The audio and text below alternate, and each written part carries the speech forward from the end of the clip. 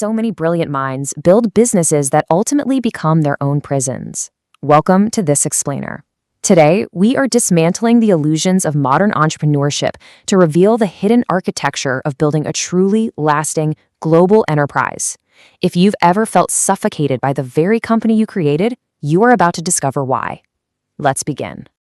We have to start with a deeply uncomfortable question, one that separates the true visionaries from those who are simply trapped by their own ambition. Are you running your business, or is your business running you?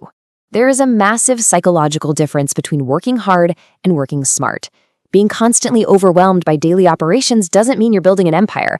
Oftentimes, it just means you've bought yourself a highly demanding, unrelenting job.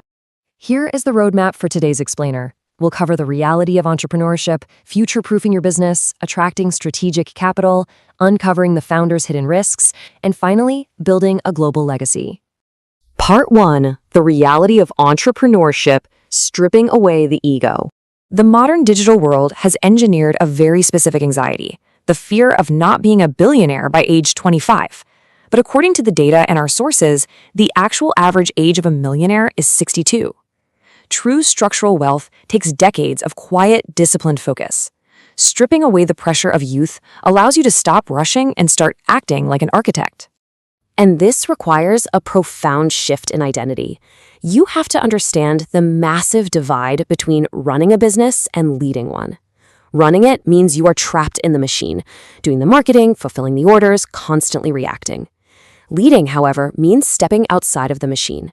It requires strategic foresight, ruthless delegation, and securing the partnerships that actually move the needle. Which brings us to a harsh reality. Your business did not stop growing. You did. Every single bottleneck, every limitation in your startup's growth is a direct reflection of your own intellectual and emotional ceiling. If the company is paralyzed, it's because the founder's mindset has reached its limit. Part 2. Future-proofing your business, the foundation. To engineer a company that survives market crashes and outlives its creator, you must master 4 foundational pillars: purpose, people, process, and partnership. Let's explore the deep mechanics of each. It begins with a purpose that goes far beyond simply generating revenue. You must obsessively solve a critical problem of your era. Look at historical titans like Rockefeller or Edison. They didn't just chase money. They built empires by resolving massive, civilization-level problems like transportation and illumination. What is the fundamental problem you are solving for society? When it comes to your people, the sources are unapologetic. Stop relying on interns just to cut costs. Startups require the sharpest minds, professionals who can navigate chaos. If you lack the cash for their full salaries, you have to engineer creative deals, offer equity or profit sharing. You simply don't have the time to train novices. You need absolute competence so you can delegate relentlessly. As for process, discard the generic templates you find online. You need to author your own operational Bible.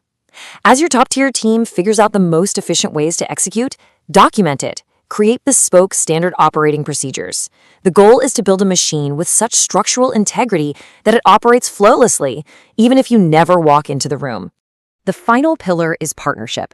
Instead of viewing everyone as competition, true visionaries forge bold, strategic alignments. Think of Steve Jobs securing a massive $150 million lifeline from his absolute biggest rival, Microsoft, to save Apple from collapse. He put the survival of the vision above his own ego. That is what leadership looks like. Why does so many... Part 3. Attracting strategic capital, funding the vision. If videos like this expand your thinking and help you understand how the modern world truly works, consider subscribing to the channel. This channel is dedicated to exploring the psychology, philosophy, technology, and hidden systems shaping the future of humanity.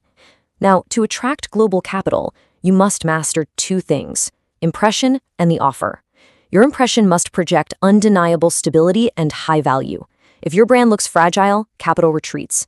Second, your offer must be cold, hard, and mathematical. Good intentions don't secure funding. A structured, realistic path to a return on investment does. You also have to synchronize your vision with the macroeconomic waves of global finance. Capital moves in massive technological seasons. We saw it with the Web 2 social networking boom, the Web 3 blockchain wave, and now artificial intelligence. To convince investors you are a visionary, your architecture must be positioned directly in the path of these emerging technological currents. Part 4. The Founder's Hidden Risks, the Internal Nightmare. What if the most dangerous threat to your enterprise isn't a competitor, but you? Investors are quietly hunting for internal red flags. This is exactly why solo operations struggle to raise money. A founder's burnout, a damaged reputation, or a sudden collapse in physical health can instantly destroy an investment.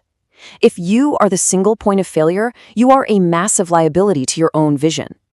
This quote from the sources is intellectually ruthless. Clients judge you by your actions, but you expect them to judge you by your intentions. The market is entirely indifferent to your exhaustion or your good intentions. If you are too sick or burnt out to deliver, the market moves on. Protecting your physical and mental health isn't a luxury, it's a structural necessity. To prevent this internal collapse, you must aggressively combat intellectual stagnation through continuous learning. You have to trade the dopamine loops of short-form scrolling for dense, challenging books and high-level documentaries. If you aren't rigorously upgrading your mental operating system every single day, you will become the very bottleneck that starves your company. Part 5. Building a Global Legacy, Afro-Prosperity. Ultimately, we arrive at the concept of Afro-Prosperity. This is about completely rewriting the historical power dynamic. Instead of simply importing Western corporate structures, the objective is to engineer local, massively successful enterprises in Africa that serve as flawless blueprints. The goal is to build with such profound integrity that leaders in Europe, America, and across the globe are forced to study and emulate your model. As you construct this legacy, remember that your brand is what people say about you when you are not in the room. A powerful corporate brand isn't a marketing trick. It is the echo of your repeated actions. It's the psychological resonance of the structural integrity you've built over years of quiet, disciplined execution. So I leave you with this final philosophical question. Will your business survive you, or will it die the exact moment you stop working? In a world competing for your focus every second, the greatest form of power may be the ability to decide what deserves your attention. Direct it toward building a legacy, not just a job. Thank you so much for watching. If you found value in this explainer, please subscribe, like the video, and share it. I'd love to hear your thoughts in the comments below about how you are future-proofing your own vision. And be sure to watch more videos on our channel to continue expanding your understanding of the hidden systems shaping our society. Keep building.